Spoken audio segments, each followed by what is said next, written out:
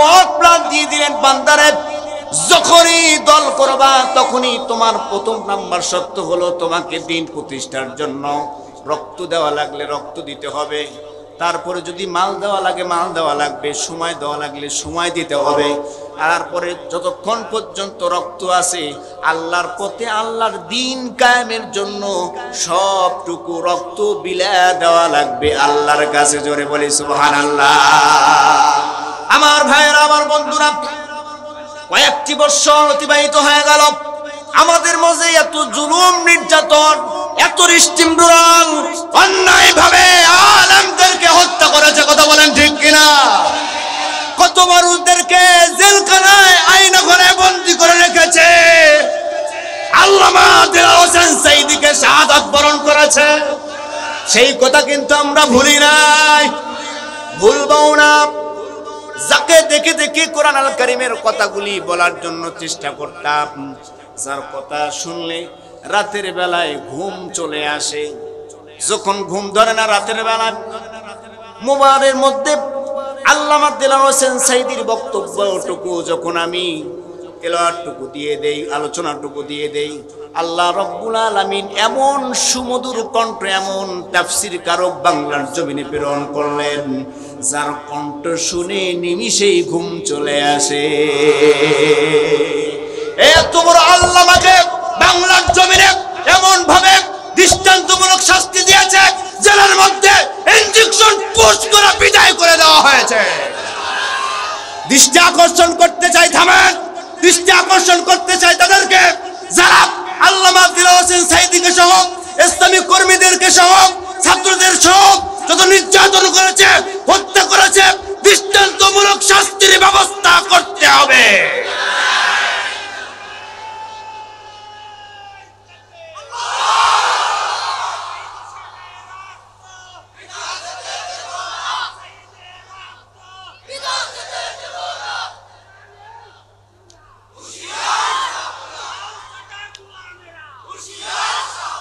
আমার ভাইরা, আল্লাহ রাব্বুল আলামিন প্রথম নাম্বার কি দিলেন? দিন প্রতিষ্ঠার সংগ্রাম করতে হবে, দিন প্রচেষ্টা আন্দোলন করতে হবে, গড়ে তুলতে হবে। মাঠের হাটবাসী, ইমাদপুরের বাসী, মিঠাপুকুরের মানুষ রক্ত দিতে জানে। এই ইমাদপুরে আমার এক ভাই আশিকুর রহমান বুলেটের আঘাতে জর্জরিত হয়ে পৃথিবী ত্যাগ করেছে, এরকম নজির এই মিঠাপুকুরের মাটিতে আছে, কথা বলেন ঠিক কিনা? তারপর আমরা বাতিলের সঙ্গে কোন আপোষ করি, করব? আমার ভাইয়েরা, আরেকটা সংবাদ আপনাদেরকে দিতে চাই, সেটা হলো ডক্টর শফিকুর রহমান আমাদের আমির সাহেব, উনি একটা বক্তব্য বলেছিলেন যে এক জালান গেছেন আর এক জালানকে নিয়ে আসা যাবে না। কথা বুঝাইতে পারতেছি? এক প্ল্যাটফর্মে দাঁড়ায় এই 5 আগস্টে যে ছাত্রগুলি রক্ত দিল, শাহাদাত বরণ করল, এই রক্ত আমরা বিধা দিতে দেব না।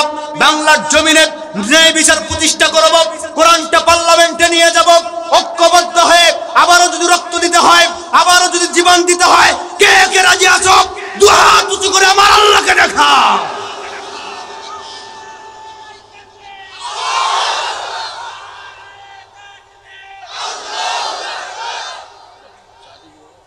আছে দেন।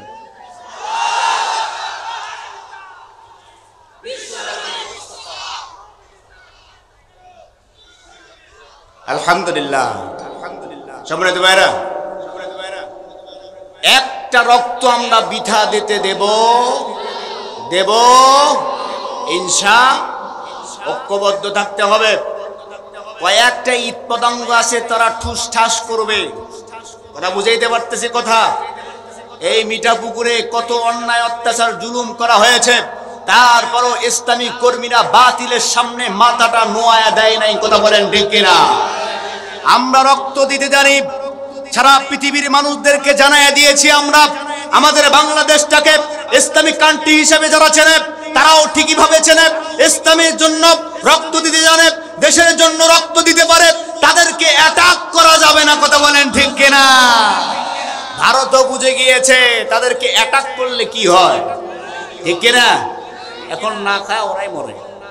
আমাদেরকে বলছিল আমরা না খেয়ে মারা যাব, 2 দিন পরে দেখেন সব বন্ধ হয়ে যাবে ইনশাআল্লাহ। আল্লাহ। সাহায্য করবেন কে? আল্লাহ তো এই জন্য বলেছেন বিআন্না লাহুমুল জান্নাহ, যারা জান এবং মাল দুইটাই দেবে আল্লাহ রাব্বুল আলামিন বলেছেন তাদের জন্য জান্নাত উপহার দিয়ে দেব। জোরে বলি সুবহানাল্লাহ। আল্লাহ রাব্বুল আলামিন বললেন বান্দারে,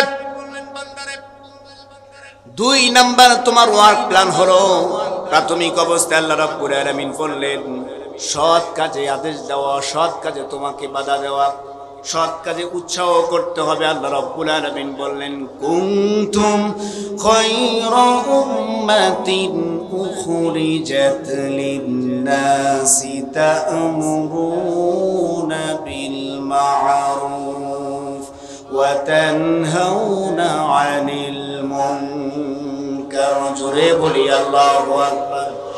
আল্লাহ রাব্বুল আলামিন বললেন বান্দারে, পৃথিবীর ময়দানে যখন যুবক ভাইরা এখানে আছেন তাদের জন্য গুরুত্বপূর্ণ কথাগুলি হয়তোবা হয়ে যেতেও পারে।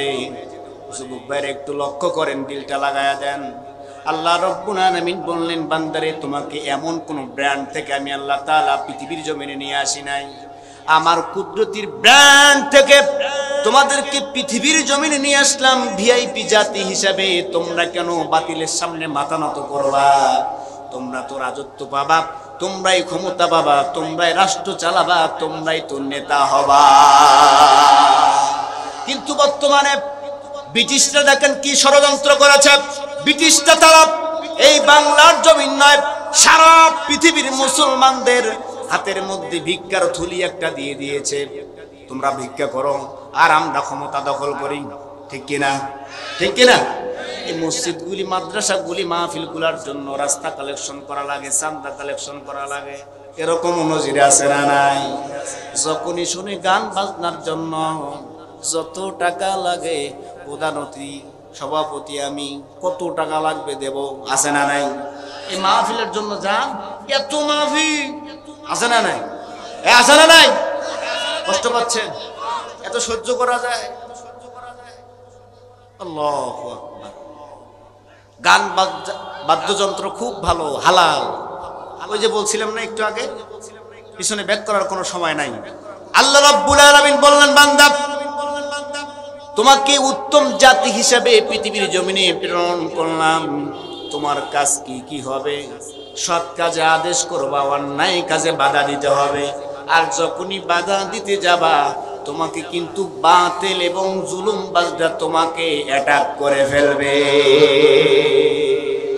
যখনই সৎ কাজে আদেশ দিবা, যখনই ভালো ভালো কথা বলবা, তখনই কিন্তু তোমাকে কয়েকটা তহমত লাগায়া দেবে। জঙ্গিবাদ, জামাত, শিবির, আছে না নাই? আয়াস বলবে। কিন্তু সবচাইতে আনন্দ যে বিষয়টা হলো, আজকেও আমার সঙ্গে কথা হলো, এক হিন্দু ভাইয়ের দোকানে আমি পান খাওয়ার জন্য আমি দাঁড়ায় গেলাম। বললেন যে যদি ইসলামী আন্দোলন থাকে, যদি সঠিক একটা দল থাকে, সেটার নাম হচ্ছে জামাতে ইসলাম। সুবহানাল্লাহ বলবেন না? হিন্দু মানুষ সেও, ঠিক কিনা? সে বলতেছে হুজুর আমরা চাই, একেবারে আনন্দের বিষয় যে আমরা যারা হিন্দু আছি আমরা সবাই মিলে ঠাসি দেব মানে। সুবহানাল্লাহ বলেন। এই জন্য ইসলামী কর্মী যারা আছে তারা সৎ কাজে আদেশ করবে, বিনয়ের সঙ্গে অসৎ কাজে বাধা দেবে। আল্লাহ রাব্বুল আলামিন তারপরে ডাক দিয়ে বললেন বান্দারে, তোমার 3 নাম্বার ওয়ার্ক প্ল্যান দিয়ে দিলাম, কাজ দিয়ে দিলাম। ইয়া আইয়ুহাল্লাযীনা আমানু কুনু কওয়ামিনা লিল্লাহি শুহাদাআ বিল কিসত ওয়া লা ইয়াজরিমান্নাকুম শানাআনু কওমিন আলা আল্লা তা'দিলু اعدلوا هو أقرب للتقوى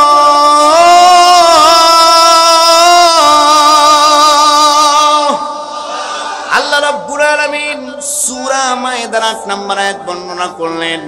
বললেন ঈমানদাররা যারা ঈমান এনেছো তোমরা, তোমাদের জন্য কি কাজ হবে? 3 নাম্বার, তোমরা ন্যায়ের সঙ্গে দৃঢ়ভাবে তোমরা বিচার কার্যক্রম সম্পাদন করবা। মিথ্যা কথার সঙ্গে তোমাদের কোনো সংমিশ্রণ ঘটানো যাবে না। কে বলেছেন?